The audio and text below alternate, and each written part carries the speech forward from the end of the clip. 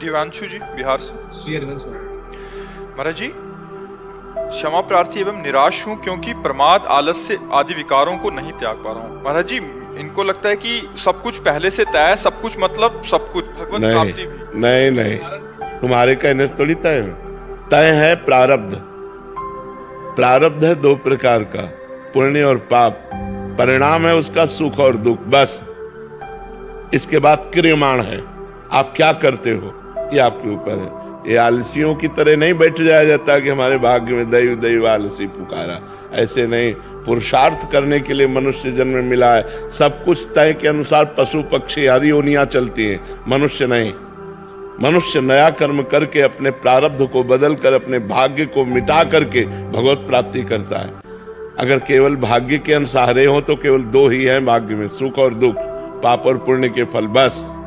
इसके बाद क्रियमाण, आप पाप कर्म करते हो या पुण्य कर्म करते हो या भजन करते हो, ये आपके ऊपर निर्धारित है। ये आलसी प्रमादी स्वभाव में ये जो होगा सो हो जाएगा, ऐसे प्रमादी जीवों का कल्याण नहीं होता। ऐसे नहीं, खूब पुरुषार्थ किया जाता है। मनुष्य जन्म पुरुषार्थ के मिला है। चाहे लौकिक उन्नति हो चाहे पारलौकिक उन्नति, पुरुषार्थ के बिना थोड़ी आ जाएगा।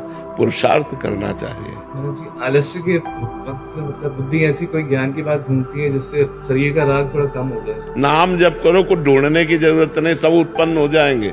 नाम जप नहीं करोगे तो कुछ नामात्मा प्रवचने न लभ्या न मेधया न बहुना श्रुतेन। बहुत वेदांत का प्रवचन करने वाले को आत्मबोध नहीं होता, न बहुत बुद्धिमान को आत्मबोध होता है, न बहुत सुनने वाले को होता है। जो आत्मा को वर्ण करता है उसी को आत्मबोध प्राप्त होता है। आपको भजन करो, अभी सब ठीक हो जाएगा।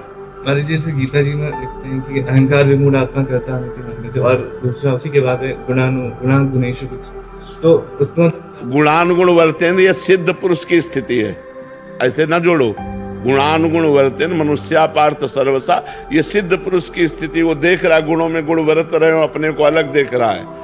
और जो है अहंकार विमूढ़ आत्मा, वो अपने को शरीर मानकर कर्म कर रहा है। लेकिन नाम जप करने के लिए थोड़ी मना किया गया है। भगवान ने आदेश किया गीता में, अनन्य चेता सततम यो माम स्मरति नित्सा तस्याहम सुलभा पार्थ नित्य युक्त योगिना। अब भजन न करोगे और बुद्धि भजन काटने के लिए तैयार है कि अहंकार विमूढ़ आत्मा करता हमिति मन्यते।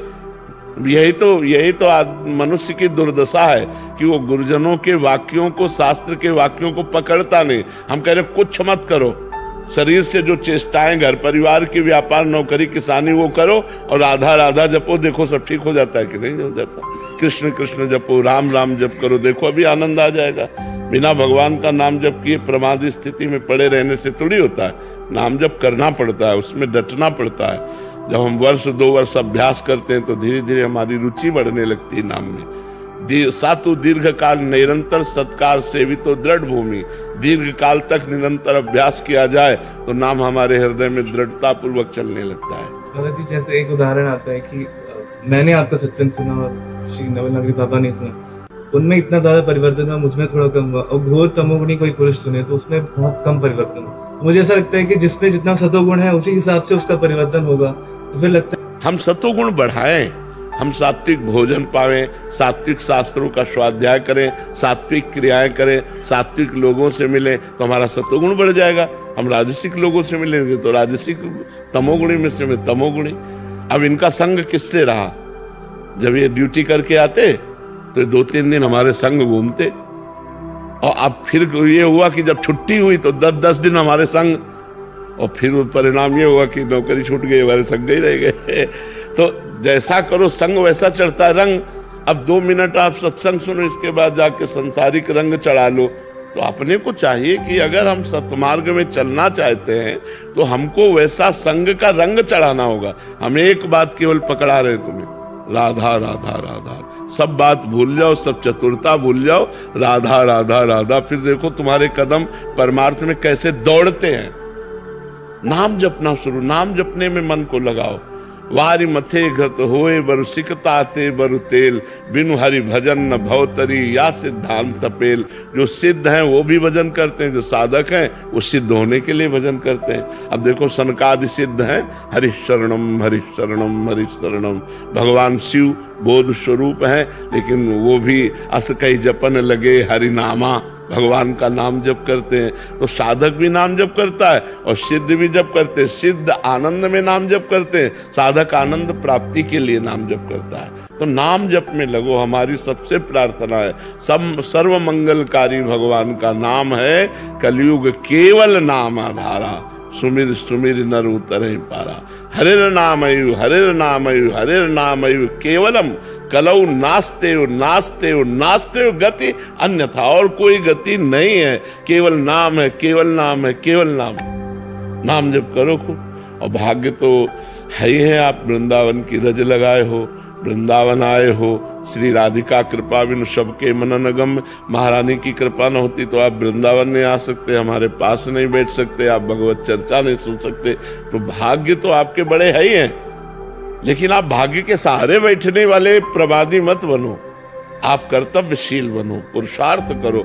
मनुष्य जन्म में जिसने जितना पुरुषार्थ किया है उतना ही वो उन्नतिशील हुआ है, चाहे लौकिक हो चाहे पारलौकिक हो।